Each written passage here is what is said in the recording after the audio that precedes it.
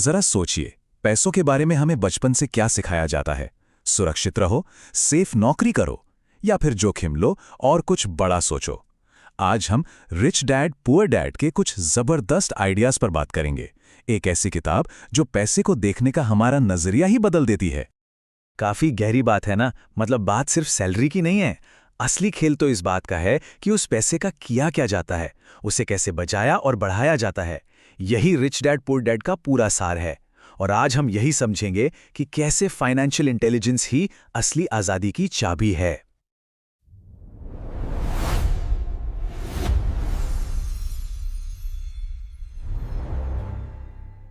तो ये सारी कहानी शुरू होती है एक बड़े ही दिलचस्प विरोधाभास से।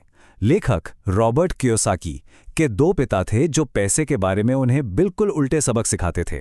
एक तरफ थे उनके अपने पिता, एक पढ़े लिखे सरकारी कर्मचारी जिन्हें वो पुअर डैड कहते हैं, और दूसरी तरफ थे उनके दोस्त के पिता, एक बिजनेसमैन जिन्हें वो रिच डैड कहते हैं। और देखिए, ये सिर्फ सलाह का फर्क नहीं था, ये तो सोच का जमीन आसमान का फर्क था। एक पिता के लिए सुरक्षा सबसे पहले थी, एक अच्छी नौकरी, एक सेफ घर। वहीं दूसरे पिता के लिए फाइनेंशियल एजुकेशन और कैलकुलेटेड रिस्क लेना ज्यादा जरूरी था। और इन्हीं दो अलग सोच ने दो बिल्कुल अलग आर्थिक भविष्य बनाए। तो इसका अंजाम क्या हुआ? जो पुअर डैड थे वो बहुत पढ़े लिखे होने के बावजूद पूरी जिंदगी पैसों के लिए संघर्ष करते रहे, और वहीं दूसरी तरफ रिच डैड जिन्होंने हाई स्कूल भी पूरा नहीं किया था, वो हवाई के सबसे अमीर लोगों में से एक बन गए। और यहीं से हमें इस किताब का सबसे बड़ा सबक मिलता है। स्कूल की पढ़ाई जरूरी है, लेकिन पैसे के बारे में जो सीखा जाता है वही असल में भविष्य तय करता है। तो फिर अमीर बनने का राज है क्या? रिच डैड के मुताबिक ये सब एक बहुत ही सीधे साधे नियम से शुरू होता है। एक ऐसा नियम जो अमीर लोगों को बाकियों से अलग करता है। चलिए देखते हैं। पैसे के लिए काम करना बंद करो और पैसे को अपने लिए काम पर लगाओ। ये सिर्फ एक कहावत नहीं है, ये सोच में एक क्रांति लाने जैसा है। लेकिन सवाल ये है कि ये किया कैसे जाता है? इसकी शुरुआत होती है दो शब्दों के बीच का फर्क समझने से, जो किसी की भी फाइनेंशियल लाइफ को तय करते हैं। पहला शब्द है संपत्ति, यानी कि एसेट। इसे बिल्कुल सिंपल रखते हैं। एसेट कोई भी ऐसी चीज है जो जेब में पैसा डालती हो, बस। जैसे कि किराए पर दी हुई प्रॉपर्टी, ऐसे स्टॉक्स जिनसे डिविडेंड मिलता हो, या कोई ऐसा बिजनेस जो हमारे बिना भी चलता रहे। ये वो चीजें हैं जो सोते वक्त भी पैसा कमा कर देती हैं। और फिर है इसका बिल्कुल उल्टा, देनदारी यानी लायबिलिटी। लायबिलिटी वो चीज है जो जेब से पैसा निकालती है, जैसे कि कार का लोन, क्रेडिट कार्ड का कर्ज। और हाँ, ये थोड़ा विवादित लग सकता है, लेकिन रिच डैड के हिसाब से हमारा अपना घर भी अक्सर एक एसेट नहीं बल्कि एक लायबिलिटी होता है। और यहीं पर पूरी तस्वीर साफ हो जाती है। अमीर लोग अपनी कमाई का इस्तेमाल एसेट्स खरीदने में करते हैं। वो एसेट्स और ज़्यादा इनकम बनाते हैं, जिससे वो और ज़्यादा एसेट्स खरीदते हैं। ये एक ऐसा चक्कर है जो बढ़ता ही जाता है। वहीं दूसरी तरफ मिडिल क्लास के लोग अक्सर ऐसी लायबिलिटीज़ खरीद लेते हैं जिन्हें वो एसेट्स समझ बैठते हैं, जैसे बड़ा घर या नई कार, जो लगातार उनकी जेब से पैसा निकालती रहती हैं। ठीक है, तो एसेट्स खरीदना शुरू कर दिया, लेकिन अगला कदम क्या है? ये है अपने असली बिजनेस को समझना। और यहां एक हिंट है, हमारा प्रोफेशन और हमारा बिजनेस ये दो अलग अलग चीजें हैं। इस बात को समझाने के लिए किताब में मैकडॉनल्ड्स के फाउंडर रे क्रोक की एक बहुत मशहूर कहानी है।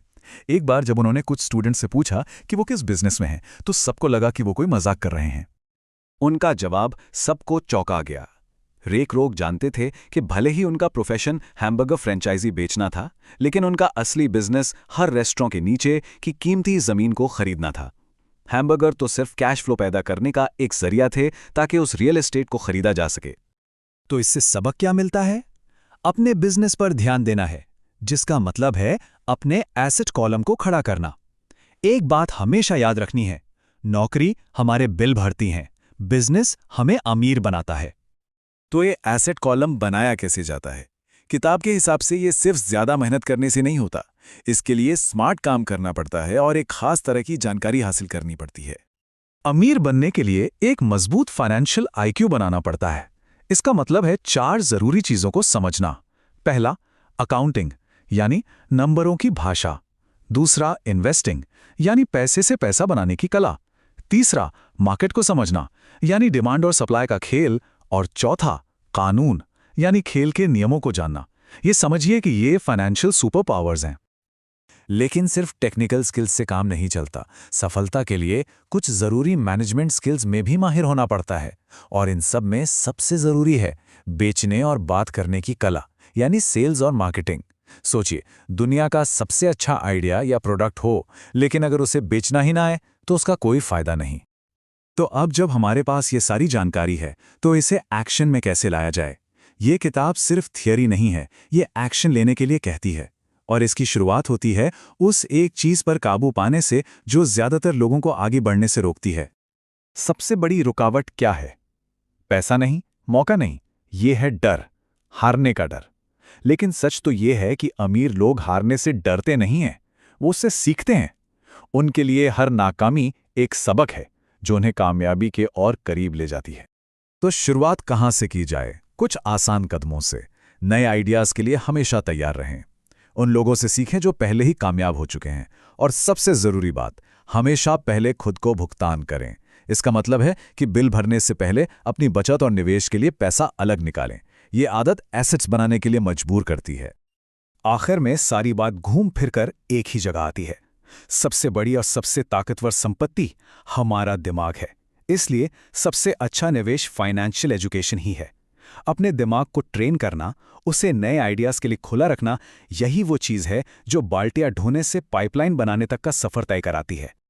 रिच डैड ने जिंदगी के दो रास्तों को दिखाने के लिए ये सीधी सी कहानी सुनाई।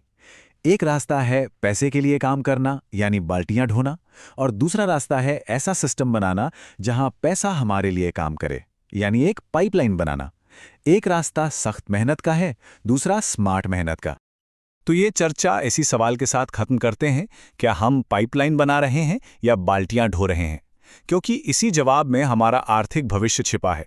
यही वो चुनाव है जो अमीर को बाकियों से अलग करता है। तो हम कौन सा रास्ता चुनेंगे?